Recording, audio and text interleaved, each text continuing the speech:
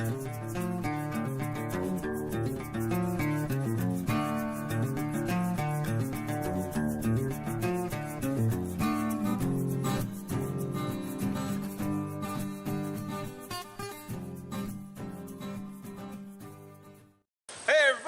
it going? This is Tony Sandoval, Big Bear. I'm here with the Be Smart Beekeeping Project.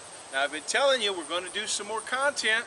We're going to improve. We're going to make some more videos. We're going to keep doing with the podcast and stuff. This is one of the first new videos we got because we got some new Beehooligans. Yes, this is Chris. Hi, everybody. Chris, I think I got this right. It's an Italian last name. Bettini? Bettini. Bettini, yeah, Bettini. Or we could just call that Beetini. Beetini. There, I like that even better. That's awesome. All right. Chris is a beekeeper. You guys got a hive back here. He's got one he's got going this year. He's hoping next year to get a split maybe and build off from there. Been building up my equipment. So yes. Not everything has bees yet. It's better to have it and not need it than to need it and not have it. Big Bear Rule of Beekeeping number 215. Remember that, people. I can't remember those numbers. I make them up as I go. I thought you did. But this is what we're going to do. We're going to visit guys like Chris, and we got some other people we're going to introduce you to that are new Beehooligans. And when I say Beehooligans, if you already have been listening, you're familiar to the podcast and the other videos we've done. Our Beehooligans are the regular folks. We're going to come and visit. So we're going to talk to Chris maybe once a month or so, maybe more, depending on his time schedule. Just to check up, see how he's doing, how things are going. He might be coming out to help me, help somebody else. We're all just going to have some fun, though. I mean, the whole point of it is we're going to learn, we're going to have fun, and we're going to show some cool beekeeping stuff off. Well, and I learn best by being able to do hands-on. That's the best and I picture brain as much as I can. That's the best way. And to be able to go to somebody else's house and learn some more and maybe share things I've learned or pick up things. That's what I'm hoping, and hopefully you guys will learn some stuff along with us. We're going to let you tag along as we do this, so hey, you're in on the trip with us, okay? So, Chris, new Beehooligan. Now, I haven't asked you, Chris, did you ever get to name or identify this hive? Because you know I like to name mine. You do like to name them. I have never named it yet, so my first hive was 3 years ago. Right. I wanted to get interested in bees. I have a big vegetable garden, and I thought, ooh, bees, vegetables would be great. So I contacted through, at the time there was a local meadery in town, Moonstruck Meadery, and they put me in touch with the Omaha Bee Club, and I had a mentor for the first summer. He put his hive here, and I learned real quick, vegetable gardens aren't bee food. And a lot of them, no. And I had to change my whole gardening, so I went from a all vegetable garden and now adding lots of flowers and other things because I'm learning more about the bees. The first year, Matt's hive was going for that, that survival hive. Right.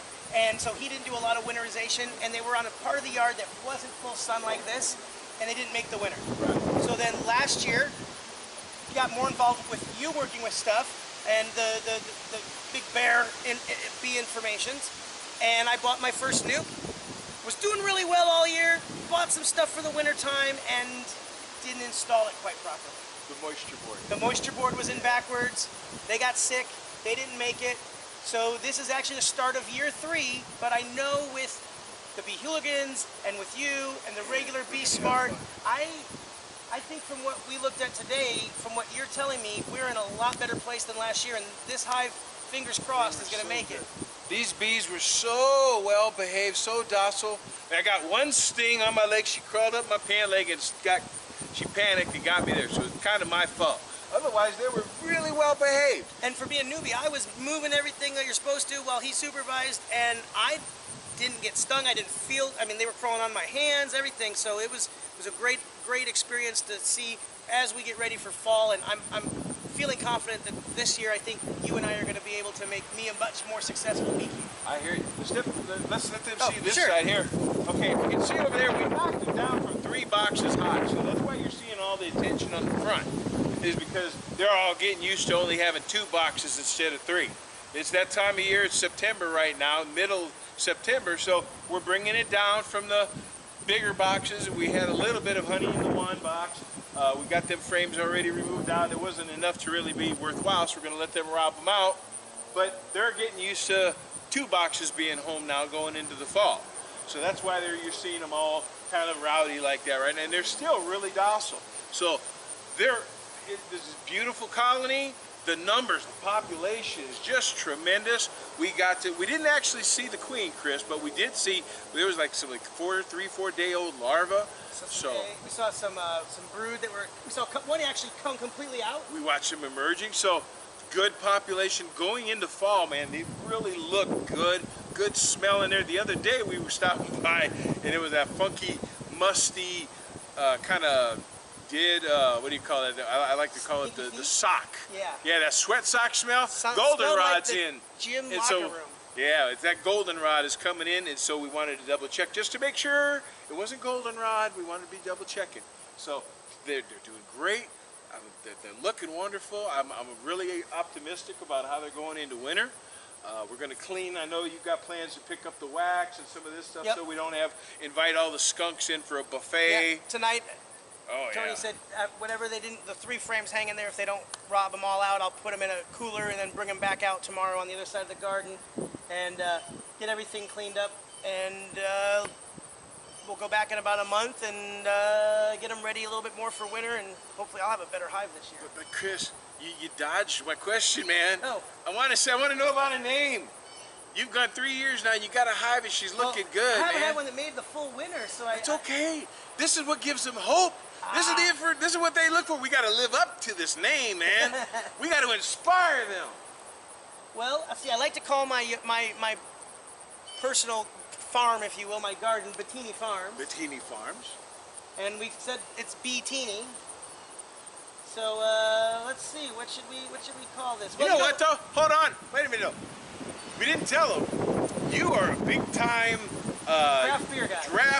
You custom make them and stuff, and you know guys that do mead and all of that. I work here in Omaha at a place called the Crescent Moon. I've been involved with craft beer for almost 12 years now. So should we call this? I say name it after one of your special kind of drafts. I mean, make it personal. Something you like, because you guys come up with some names for these drinks, man. Yeah. Okay. For these beers and that. So you know, you'll be like, you're on the line. Just now, instead of a beer or a mead, it's a hive.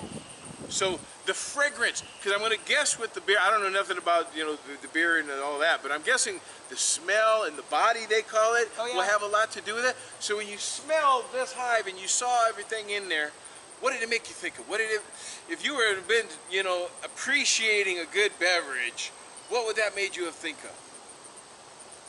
The hive was very active, but it was docile.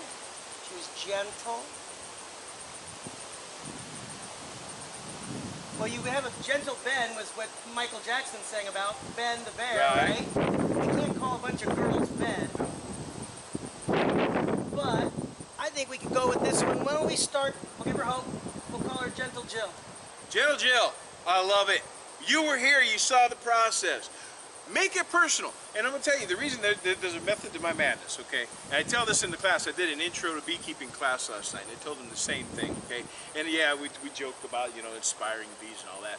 But I tell people, I like to suggest, and it's only a suggestion, but I like to get people to suggest, to become very familiar with your colonies, familiar with your hives. Because think of your hive as a singular entity. Don't think of it as a box of individual bees. It's not a box of 45,000 or 50,000 bees. This is a single hive mind. They operate to one goal, one purpose as a colony. So they're all dependent on each other, and they're all working to fill the one common goal and objective of the colony, which is food, getting enough foraging in, habitation, reproduction. It's all a singular goal for all of these individual bees. Okay, so look at it like you have a dog or a cat. You wouldn't sit there and say, oh, well, there they go. No, well, it's just, you know, you feed it, you take care of it, and you relate to that. I want people, the more you can relate to your colony, to your hives, the more involved you're going to be, the less likely you're going to be to forget about taking care of it and going out to a regular inspection, the less likely you're going to be to space it off, because now you've got this relationship, whether it's one hive or 5 or 10. I mean, I've got 5, at one point in time I had like 30 named hives on all kinds of different places, and I could tell you the personality of every one of them. Because you start to spend time and you start, like my Lucy, and then I've got another one, you know, where just all kinds of different ones. But I like to use rock names, the girls from rock songs. So Lucy is like Lucy in the Sky with Diamonds, you know. And then I got You have another a set. Roxanne? I did. I had Roxanne. I had Roxanne. I did. I've had Bernadette. Okay. Hey, not a rock song, but it's still good, man. But anyway, but it allowed me to get to focusing. And how does Bernadette act different from Lucy? Now I'm starting to pay attention. Do these colonies act differently? And after a while, you start to notice, yeah, Lucy starts moving earlier in the morning, and Bernadette, she was a little slower, but then she worked harder later in the afternoon, where Lucy tucked it all up earlier in the day. It's probably a lot better than saying hive number 22. Well, yeah, you could do that. Now, I know guys that do commercial stuff. They got 2,000 and 5,000 hives. Trust me, they ain't got time for that. But that's a whole different scale and scope of beekeeping. Right. Most of us here, me and you, we're all hobbyists or low-level professional, okay? And so we've got the opportunity and the resources and the time to get to know our hives individually. And I think if you can, you'll get to appreciate it and you'll have fun. If you're not having fun with beekeeping, you're doing it wrong. You heard that. Anybody that disagrees with me, you said, Bear said, if you ain't having fun, you're doing it wrong. And I mean that. Darn right. Even with the disappointments of losing a few hives, the one thing that has happened is you've kept it fun for me. You've kept it engaging and interesting, and I haven't given up, because it's real easy when you buy some stuff and do it and then it fails. Right. I'm no good at this. You know, It happens to a lot of people. And it's been fun for me. Things that I never knew, like, for example, I thought bees must go in hibernators, so I didn't realize how they vibrate their wings to keep it warm and move around, and how, I mean, there's so many things, just that, I'm kind of like Johnny Five from Short Circuit Input, right? I love to learn That's new an things. old movie, man. Well, I'm not young, so. I'm not either, so I'll tell you. Some of these people, it's probably due for a reboot about now. Yeah, well, they don't make anything new anyway. Yeah, so for me, I'm always liking to learn new things. And every time, even today, there was little things that you showed me or told me, and I learned a little bit something new. So for me, keeping that engagement, keeping the new information coming in is always something that keeps this a fun hobby. Just like my gardening, every year is different. You know, you only get, it's not like something where you have every month to do something different. With gardening, you only have so many seasons, and every season can be a good or a bad season. But if you keep going, it stays fun. And I think my beekeeping is going to be the same thing. It's a way to keep learning and keep going and keep learning and keep it fun. So yeah, you know, that's a big thing, and having names, because now you get to go mess with people. You can say, hey, you know, there's, and you say, oh, I remember. You see somebody that happens to be on the know, you know, you say, remember when Gentle Jill did this?